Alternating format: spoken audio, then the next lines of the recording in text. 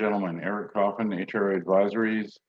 It is Thursday, October the 15th, 2020.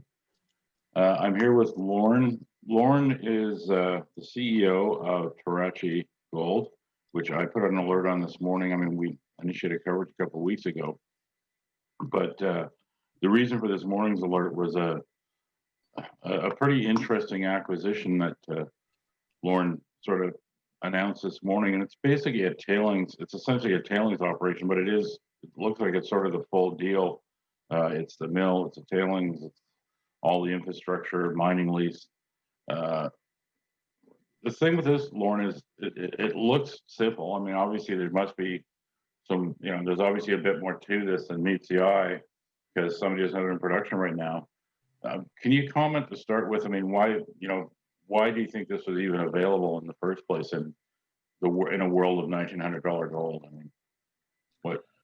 Well, good question. I mean, people are actually just starting to wake up. I mean, gold properties are still in some areas reasonably priced, and so I'm saying that so that we're still an aggressive company on that side too. Soon enough, with this way this gold market's going to go, gold properties are going to be very expensive. So this property has been sitting somewhat in limbo for about 2.5 years. The previous operators just weren't able to raise the funds.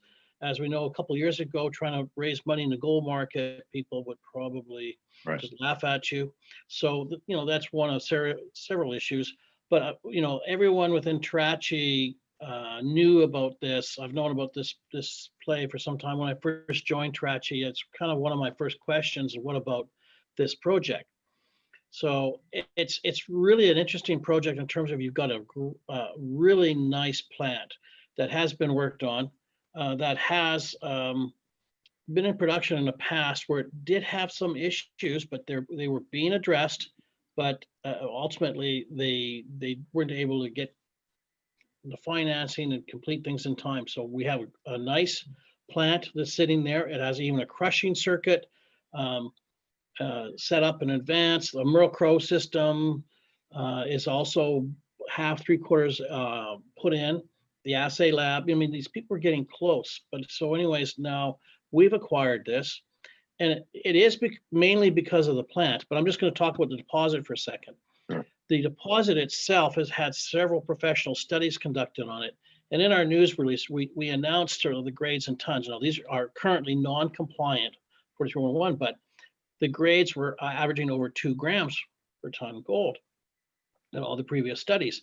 That's quite high grade for a tailings deposit, and 2 grams where you don't have to drill blast, you're just going to muck and truck.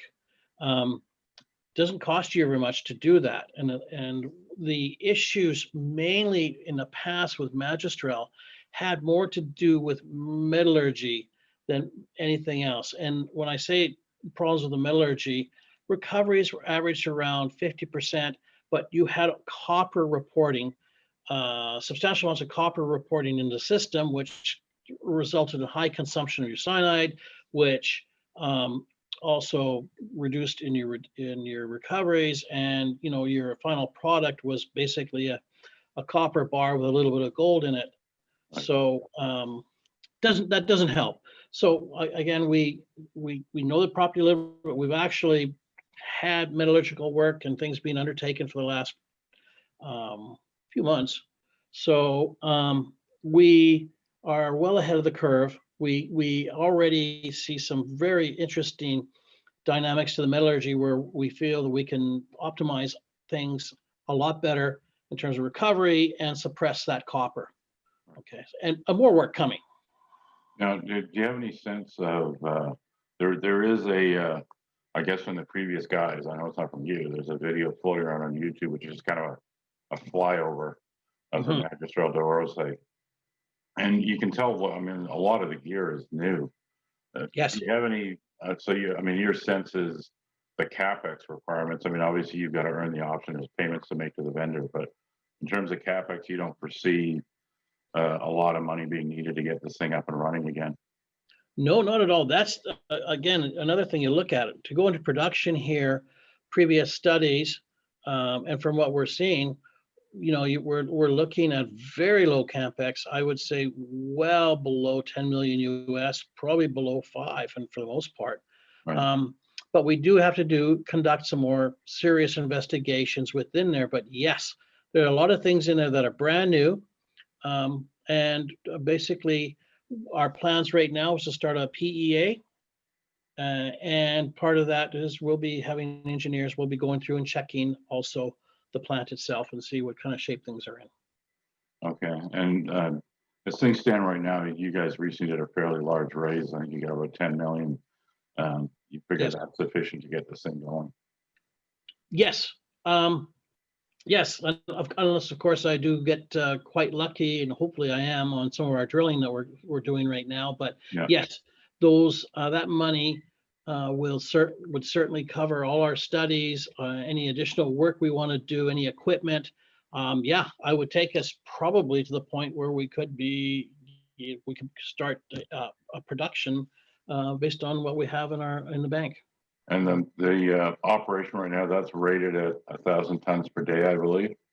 The mill itself is permitted up to 1,000 tons per day. So yeah, that's quite good. Again, some of the work we're looking at maybe initiating, there's some indications that optimization actually would be around 800. Okay. So, but that 1,000 tons is pretty good. And what's your, so you got permits, you got most of the CapEx already done.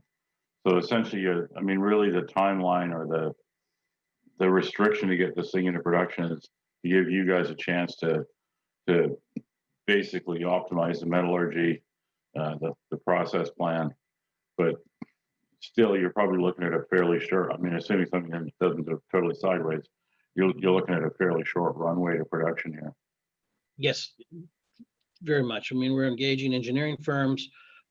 Again, the management we have in Mexico helps us out a lot. They're very strong. They can help us in terms of getting work done, like I say, during this COVID era. So we don't foresee too many hurdles. As we know in mining, there will be some. Yeah. Things will happen.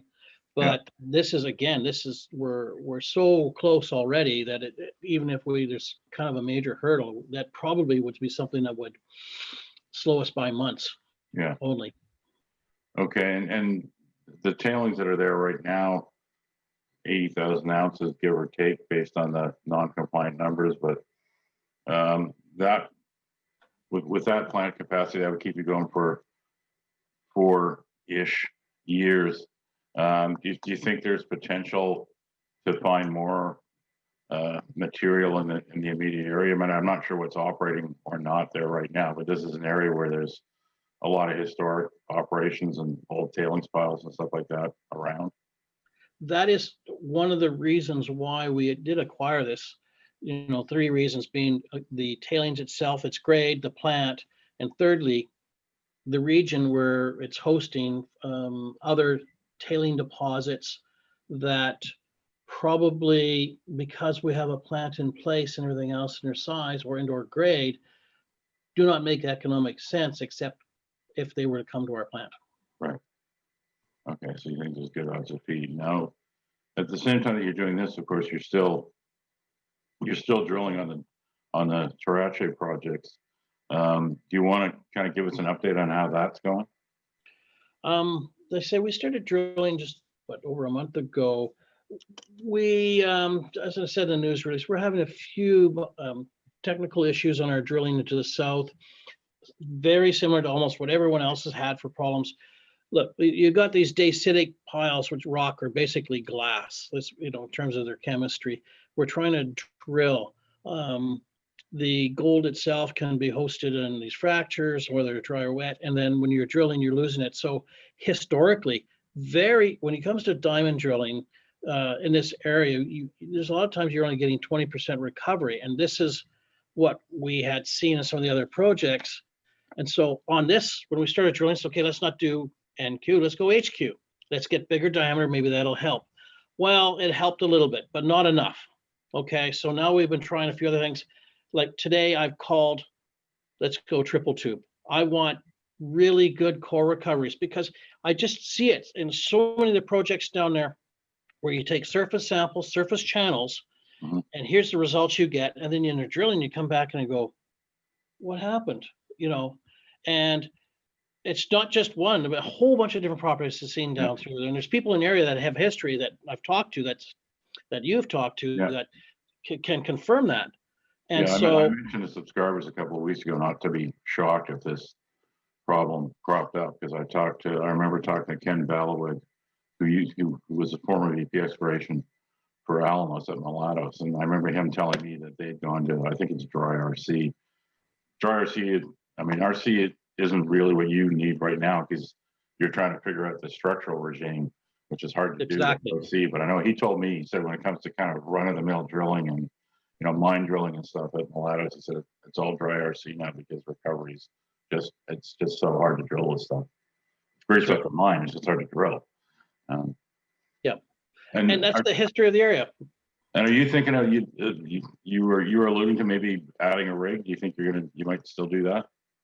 I think so. Again, I'm going to try and start. I'm going to go to the northern concessions where we have some very good intercepts. I'm going to go with the diamond drilling again to begin with. And just as you said, Canadian geologists, we love to see our core. We love to be, these are structural problems that we're dealing with there in terms of where the mineralization is located. RC gives you chips, so it's really hard to understand your relationships with those. So we're going to probably bring in another drill, start to learn northern concessions, see how our recoveries are going, and keep experimenting. I'll be patient, okay, the hole didn't work out that well. We're going to do it again. Let's try this, what have you. Mud experts and all the rest. And if it comes down to it, the end result will be dry RC. Right. But if we can show that we can drill these things, cost more, but if we can drill these things and actually see everything and get good recovery, that could change a lot for this district. No, they're very nice looking targets. You got lots of high grade there. Ladura is a very interesting looking target. I can't quite get my head around the structural stuff either, but the results reported so far are pretty impressive. Yes. I think that probably covers it. It's Tarachi Gold, it's TRG on the venture. Lorne's done a really good job getting money into the company. I think the company's got, I don't know, as of today, it's probably like 25, 26 million market cap, 10 million cash. Plenty to do the drilling and probably to get this new Magistral de Oro off the ground, which would turn it, from an explorer into a producer that I guess would still be drilling. And you guys are still looking for more projects. You're not sort of taking your foot off the gas when it comes to that stuff either. No reason to. Yeah, you're just going to keep trying to add stuff to the company. Yes. Okay, it's a good looking story. I thought it was a very good, very well priced drill spec. Now, if Magistral de Oro works, it's something that could potentially be in production fairly, short run rate. Let's say a year. Well, I'll say a year, so Lorne doesn't have to say it. Thank you. And 10,000 ounces a year, something like that. It'd be a great thing to get a company going and put you on the other side of the dilution equation when you're going out to get new stuff and add to this. So I think this is a pretty interesting addition, and I'm certainly I own it, and I'm going to keep owning it because I think this is a pretty good looking situation. So Tarachi Gold, TRG on the venture. See you again soon, ladies and gentlemen. Thank you. Thanks, Lorne. Thank you, Eric.